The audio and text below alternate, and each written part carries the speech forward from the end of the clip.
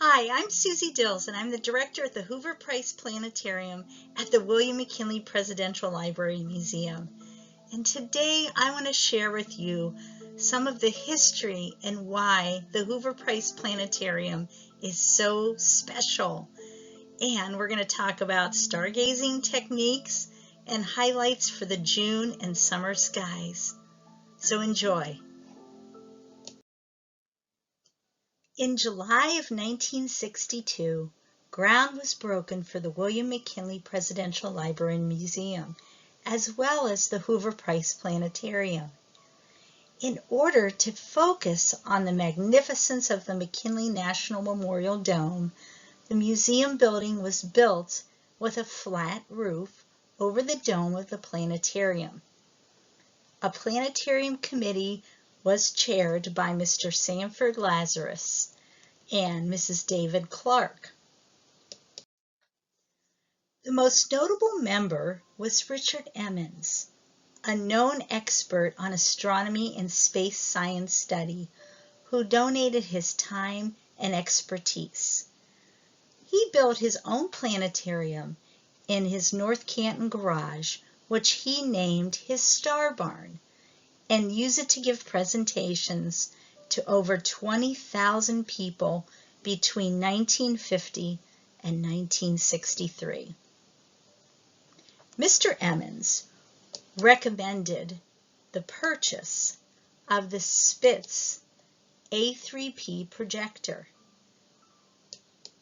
The 24-foot dome was made and installed by Astrodome Incorporated of Canton. And the planetarium was named after the two families that made the project possible, the Hoover family and company and Mr. and Mrs. Harley C. Price.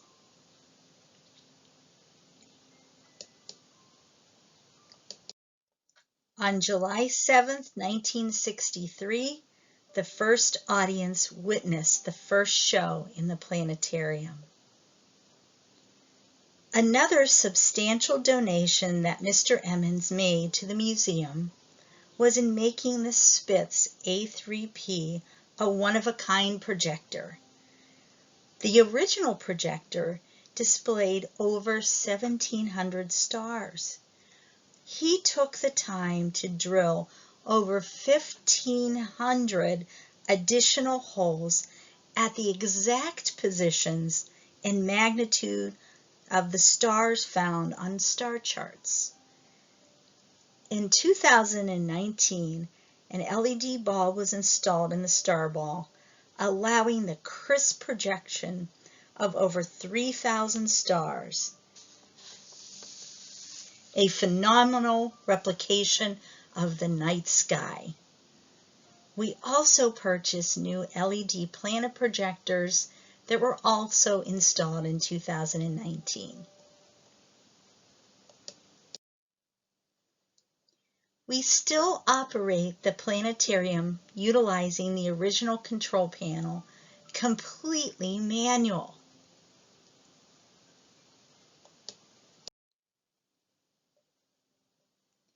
But for now, the planetarium is closed until further notice. But when we reopen again in a few months, be sure to stop by, because during our public programming, we always cover the highlights for the night sky. And summertime is certainly a great time for stargazing. Warmer weather, people are camping, vacationing, and we're able to stay up later. So, what are some of the basics of stargazing? Well, first of all, we need to dress for the weather and also make sure you have a supply of bug spray. And you want to grab a flashlight with a dim light, preferably one with a red light bulb. And if you can, head out to a dark location or shield yourself from lights in your neighborhood. And of course, you need some patience and lots of practice but remember to have fun.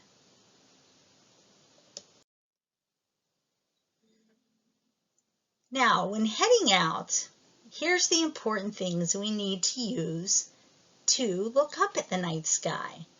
Of course, your eyes. How about a pair of binoculars? And then, after you practice, then you can grab that telescope and head on out and view the highlights. And I always tell people the things that I use most when I'm looking up at the night sky, of course, are my eyes, and I use my binoculars more than anything. You'd be surprised what you can see with a pair of binoculars on a clear night.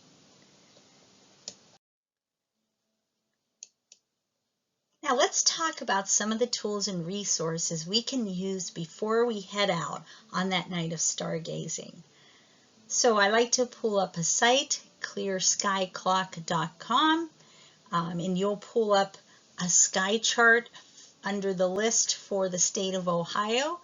I always go to a location that's nearby where I'm going to be doing my observing. Here you can see I've pulled up the Astronomy Club of Akron Observatory clear sky chart, and you'll notice anywhere where you see the blue, the dark blue squares, that means the sky conditions will be favorable. And they have a whole explanation on the Clear Sky Clock website also. So you can determine whether it's going to be clear and the seeing will be good.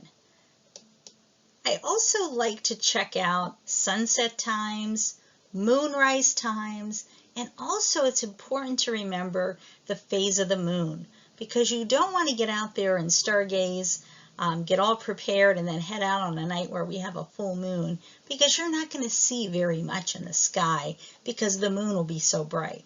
So I check out timeanddate.com. And also one of my favorite software programs is called Stellarium. A lot of the images you see in this PowerPoint today are courtesy of Stellarium, but when you pull up this software, you can download it for free and navigate around, and you can go to any date and time of when you're going to be out stargazing. So if you're going to be out on vacation in a couple months, you can plug in that date and time that you think you'll be out, and you can see which constellations and if there's any planets available for viewing on that night. And also, of course, there's a multitude of apps for your phone. I usually just pull up an app that would be free. It's just a great way to see what's in a particular part of the sky when you're holding up your phone, so you can identify planets, brighter stars, and it'll help you to navigate around.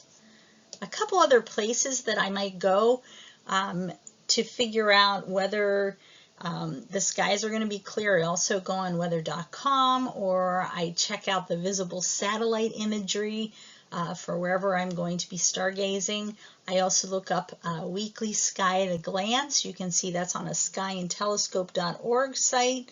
And also a really cool sky calendar. You can pay $12 and get a whole year's subscription of these sky calendars from Abrams Planetarium. But what is great about this sky calendar, they describe what's going to be happening, the highlights for each day of the month. So I also use that calendar quite often. And then, of course, some of you may have heard me speak about star maps frequently.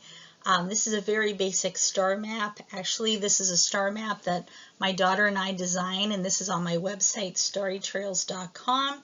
But what I wanted to provide for folks was a very basic look at the constellations that you're going to see in your own backyard. But really, starting out with a basic star map, this is really going to help you learn to navigate around the sky. And then the directions are on the bottom. So whatever direction you're facing needs to be on the bottom of the star map, that circle that you see. So it also helps you determine direction points too. But this, once again, is a very basic star map. Another one that I use too, once I start to I learn how to navigate and I get good at it. This is one provided by skymaps.com, but this is a little more complex. So you can see there's going to be more constellation patterns on here. But what's special about this star map is it also gives you a list of deep sky objects. So if I'm going to go out stargazing, I've practiced navigating using my basic map. Now I'm ready to move up to a little more complex map, and I just start making a list of the bright stars, or maybe some of the deep sky objects that I want to try to find by using this type of star map. And on this star map, you will see that there's letters with numbers next to them, and they're coded according to the cataloged object for that deep sky object. So on the second page of Sky Maps, it's going to give you a listing of what you're going to be able to see with just your eyes and what constellation it's located by or in, and then what can be seen with binoculars. So those are some of the, we call them M objects, which are Messier objects. But those are objects that you can see with a good pair of binoculars if you're nice and steady. The darker the sight, the better. And then below that is the objects that you will need the help of a telescope to view. But there's descriptions on there, what you would be looking at, the object, how far away it is, how many light years. But it's a great way to really start navigating around the constellations and then checking out those deep sky objects, those highlights with binoculars.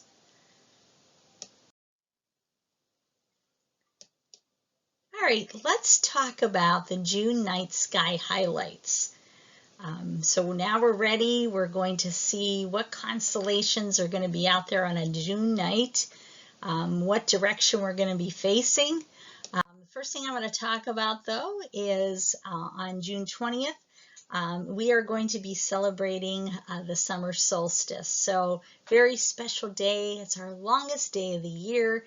And of course, as our Earth orbits the sun, you can see the position on the summer solstice. So it's the northern hemisphere's turn to enjoy all that direct sunlight. So longer days, shorter nights, warmer temperatures.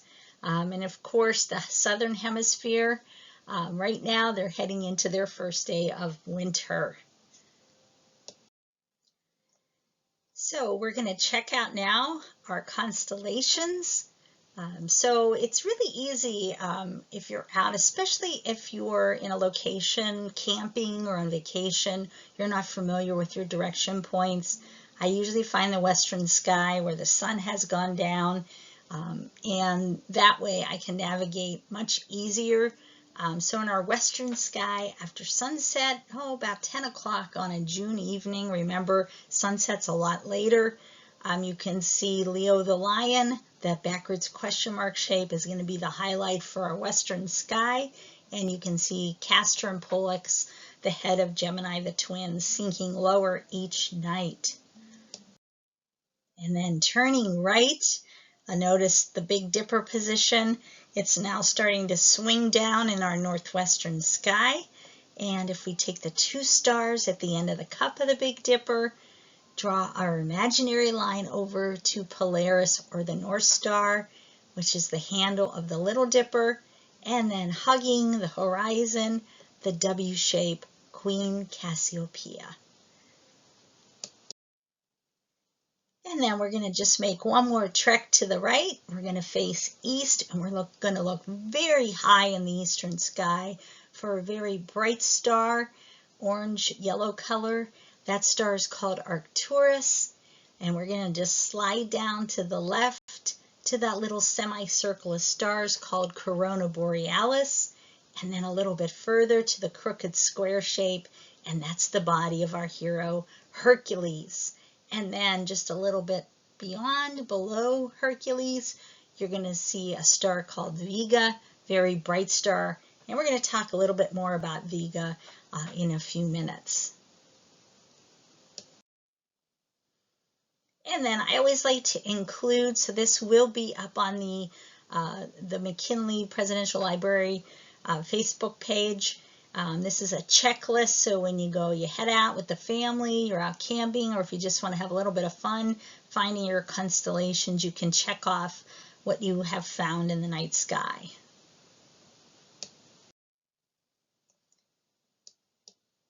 Okay, so now let's talk about what's beyond June. What's going to be happening in July and August? We have a jam-pack. July and August coming up. Lots of great stargazing, but I'll tell you about some of the really special things we're going to see going forward. We're going to have the return of the king of the planets, Jupiter, and our lovely, beautiful ring planet, Saturn, are going to be visible in the evening sky come mid to late July, all the way through August. So you can use June as your practice month. You can get your telescope out and start practicing with the telescope, maybe focus in on the moon so that you're ready when you have Jupiter and Saturn available. So let's check out the positioning. Here's the map for July.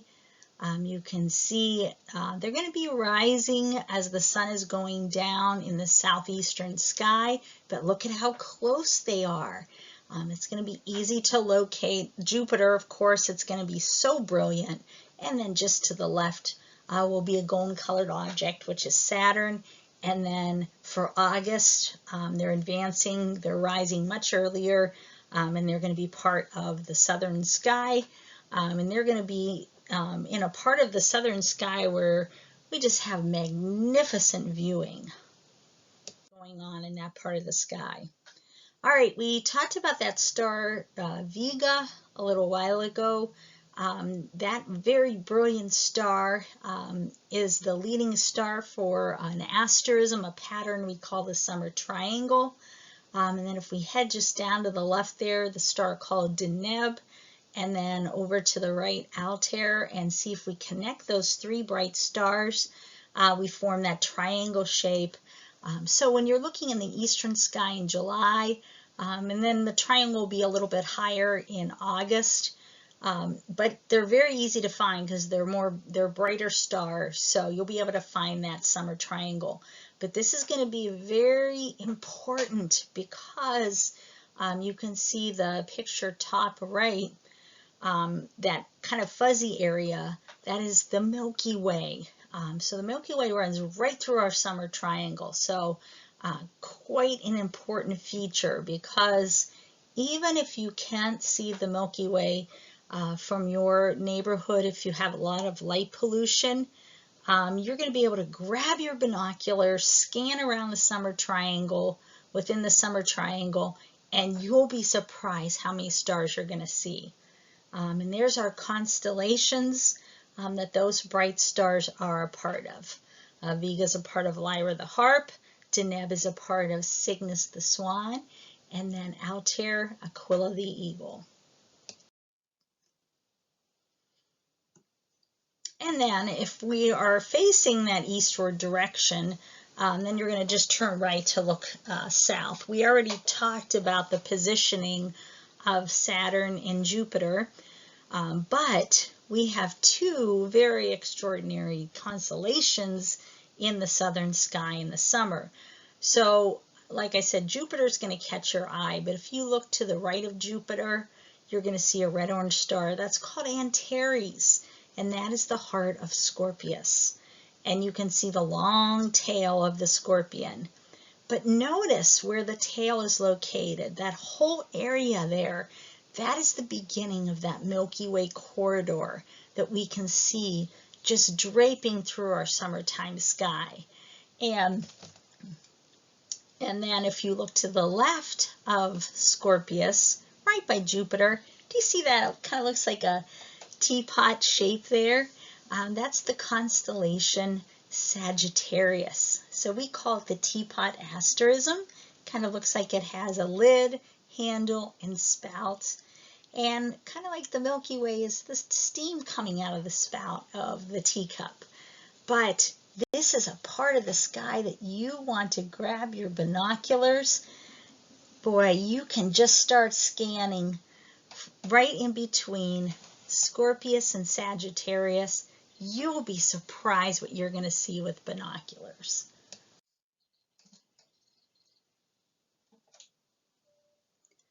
And here's our constellation pictures to go with the pattern lines. Can you see the Archer?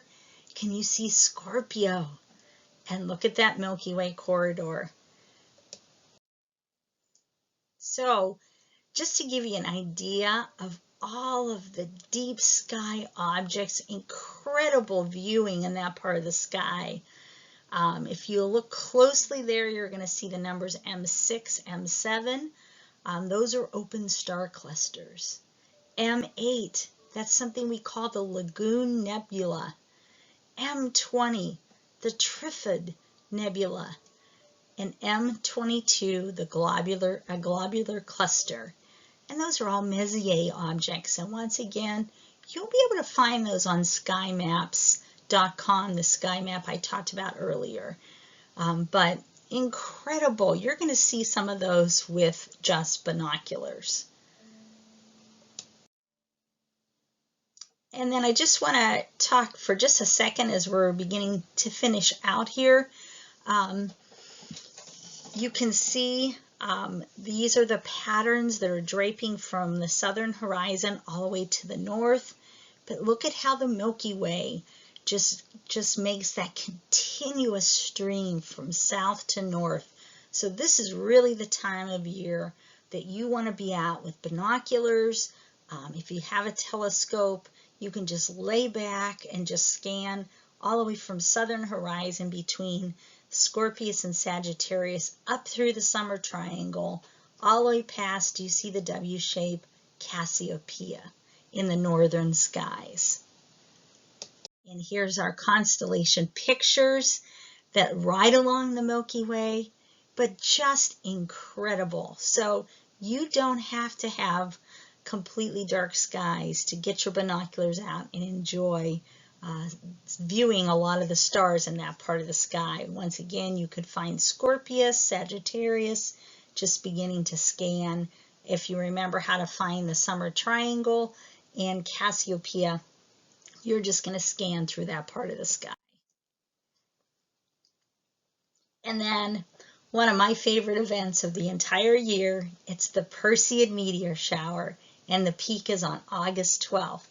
So our planet Earth is crossing through the debris of Comet Swift-Tuttle, and we cross through the densest part on August 12th. So if you're a fan of shooting stars, find that dark location. I've been out in dark spots before and seen about 40 to 50 shooting stars an hour, but you have to get away from city lights. But even in your own backyard, if you can't get away, get out, get comfy, look up, be patient. You're still going to see the brighter ones streak across the sky. August 12th, the peak of the Perseid meteor shower. All right, now you're going to check out the McKinley Presidential Library Museum Facebook page. Also check out starrytrails.com, my website. Of course, I have other maps, illustrations. I also do an audio every month, so it really helps you navigate around the night sky. So check that out, pull it up, and enjoy, because really you got to get it out there and practice. But do it now so you can enjoy July and August when we get the planets back in the summer Milky Way. Well, thanks, folks, for enjoying a trip through the night sky and history. Bye. See you next time.